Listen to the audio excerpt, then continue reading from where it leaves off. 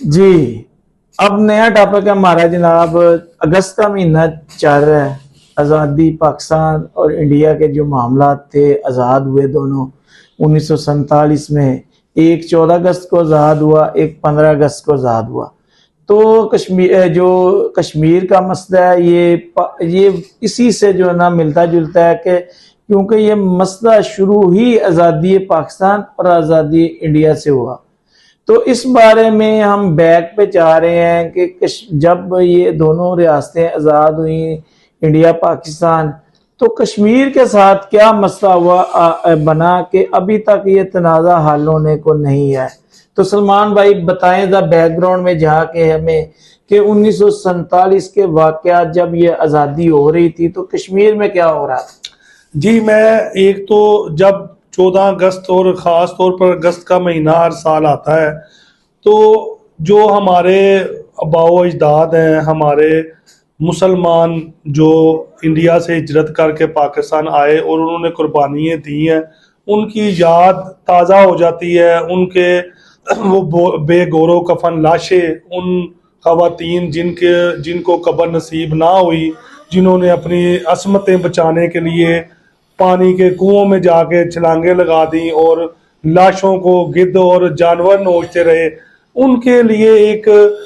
कह ले के लोगों के लिए एक सोचने का मुकाम है कि उन्होंने पाकिस्तान की आज़ादी, पाकिस्तान की सरबुलंदी और पाकिस्तान के रहने वाले लोगों के लिए अपनी जानें, माल और इज्जतों की कुर्बानी दी।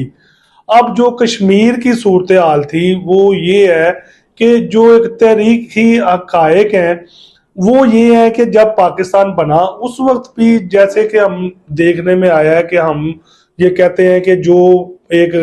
सबसे बड़ी जो नाइंसाफ़ी वो पाकिस्तान के साथ उस वक्त भी की गई, मुसलमानों के साथ इस वक्त भी की गई। दो कौमी नज़रिया जो हमारे लीडरों ने पेश किया उसको भी पूरी तरह उसका नफाज ना होने दिया गया। वो इस तरह है कि जो रेड कल्फ अवार्ड जो पेश किया गया, जिस पे दोनों ममालिक के, इंडिया और पाकिस्तान के जो सरबराहान थे, जिसमें पाकिस्तान के लीडरान कायद-ए-आज़म मोहम्मद अली जिन्ना साहब और इंडिया के जवाहरलाल नेहरू साहब और गांधी साहब जो है वो शामिल थे, उन्होंने मुतफिका जो तौर पर माना। उसमें ये था कि जो गुरदासपुर का ज़िला है वो पाकिस्तान को मिला, उसको भी रातों रात बदल के उसको इंडिया को दे दिया गया। और उसके बाद जो आज़ादी के सबसे बड़े जो पॉइंट थे वो ये थे कि जिन इलाकों में मुसलमान अक्सरियत है वहाँ पर मुसलमान रियासत कायम की जाएगी। उसमें भी नाइंसाफ़ी की गई। जो 4 सूबे ये हमें दिए गए और उसके साथ बंगाल आधा दिया गया, उसमें मुसलमानों की अक्सरियत थी। उसके अलावा जो मकबूजा कश्मीर या कश्मीर का सूबा था उसमें भी मुसलमानों की अक्सरियत थी। अब उसमें जो कह लें कि रेड कल्फ अवार्ड था उसकी शरायत ये भी थी कि अगर किसी आज़ाद रियासत का सरबराह आज़ाद रहना चाहता है वो आज़ाद रह सकता है। दोनों रियासतों में से किसी के साथ पाकिस्तान और इंडिया किसी के साथ अलग करना चाहता है तो वो भी कर सकता है। अब कश्मीर में ये हुआ कि वहाँ की आबादी जो है 95% वो मुसलमान थी और कानूनी और जो उस रेड कल्फ अवार्ड के तहत वहाँ भी मुसलमान रियासत कायम होनी चाहिए थी जो पाकिस्तान का हिस्सा होती। लेकिन जो वहाँ का कह लें कि वो एक खुद साख्ता और जोरों जबरदस्ती से जो एक डोगरा राज का उनका इंचार्ज था, उसका महाराजा था हरी सिंह, उसने पहले कहा कि मैं जो है वो आज़ाद रहना चाहता हूँ। लेकिन जब मुसलमान आबादी ने एहतजाज किया, क्योंकि इसमें बड़ी ही मशहूर, मैं हवाला दूंगा किताब का जो पाकिस्तान के सेक्रेटरी रहे कुदरतुल्लाह शहाब साहब, उनकी किताब है शहाबनामा। वो तारीखी तौर पर कश्मीर की जो आज़ादी है, कश्मीर के जो हालात हैं, कश्मीर के जो डोगरा राज है उसके जो महाराजा थे हरी सिंह, उसकी जो फौज जुल्म सितम ढाती थी, उसके बारे में एक तफसीली जो है वो अहमियत की हामल है और एक तफसीली हक़ाइक़ बताती है। क्योंकि जो कुदरतुल्लाह शहाब साहब थे वो खुद भी मकबूजा कश्मीर के रहने वाले थे اور وہ ڈوگرا راج کے بارے میں پوری طرح واقف تھے، کیونکہ جو ڈوگرا راج ہے کشمیر میں وہ پاکستان بننے سے پہلے ہی وہاں پر ظلم و ستم انہوں نے ڈھایا ہوا تھا۔ تو سلمان بھائی، جب یہ ڈوگرا راج لگا ہوا تھا، یہ ان کا جو مہاراجا تھا ہری سنگھ، تو اس نے کیا آگے کیا کہ کیا وہ انڈیا چلا گیا، جا کے وہاں سے انڈیا سے امداد حاصل کی کہ پاکستان قبضہ کر رہا ہے، اپنی فوجیں بھیجے، تو اس پہ بعد کیا جو معاملات ہوئے؟ جی میں میں بتاتا ہوں اپنے ناظرین و سامعین کو۔ اگست کا مہینہ ہے اور اس میں ہوا یہ کہ جب پاکستان اور انڈیا قائم ہو گیا اور دونوں طرف سے جو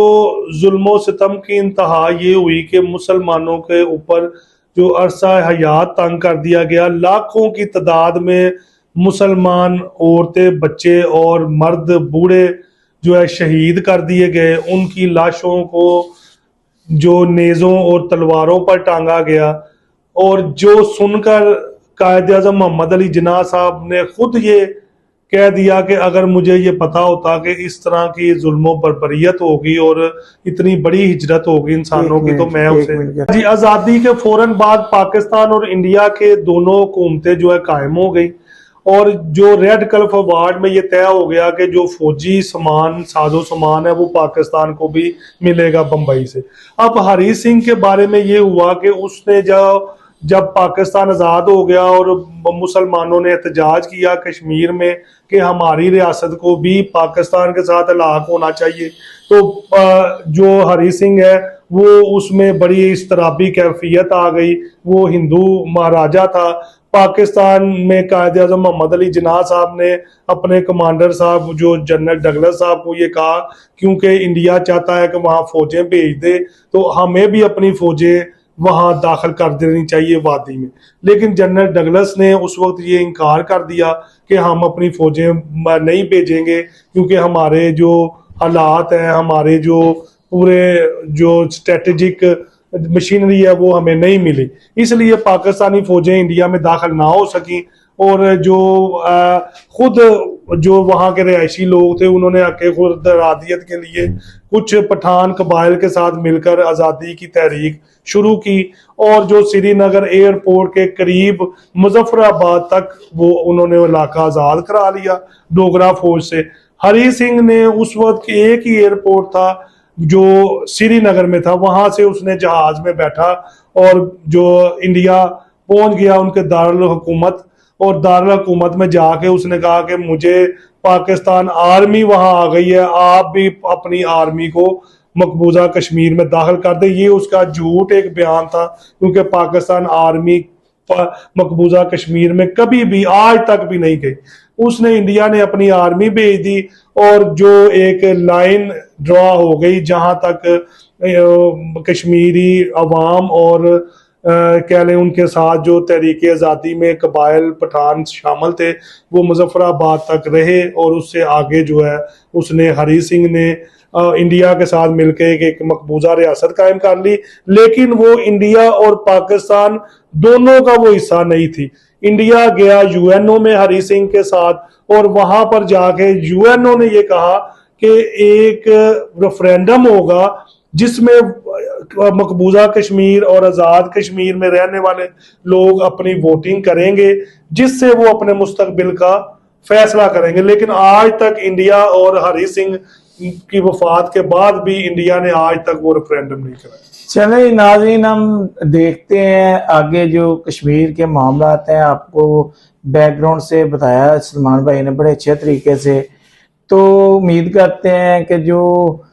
مسئلہ کشمیر ہے وہاں کشمیری عوام کی امنگوں کے مطابق حل ہوگا۔ یہ جو لائن آف کنٹرول ہے جو 1947 میں جب یہ انڈیا گیا اقوام متحدہ میں، تب سے یہ لائن آف کنٹرول جو ہے نا وہ قائم ہے، اس سے آگے نہ انڈیا آ سکا نہ پاکستان جا سکا ہے۔ تو اب امید کرتے ہیں کہ جو کشمیر کے عوام ہیں ان کی امنگوں کے مطابق کشمیر کا حل ہوگا۔ یہ نظر تو نہیں آ رہا، لیکن دعا ہم یہی کرتے ہیں کہ اللہ تعالیٰ کشمیریوں کی جو پریشانیاں ہیں وہ دور کرے۔ اللہ آپ کا اور ہمارا حامی و ناصر۔ السلام علیکم۔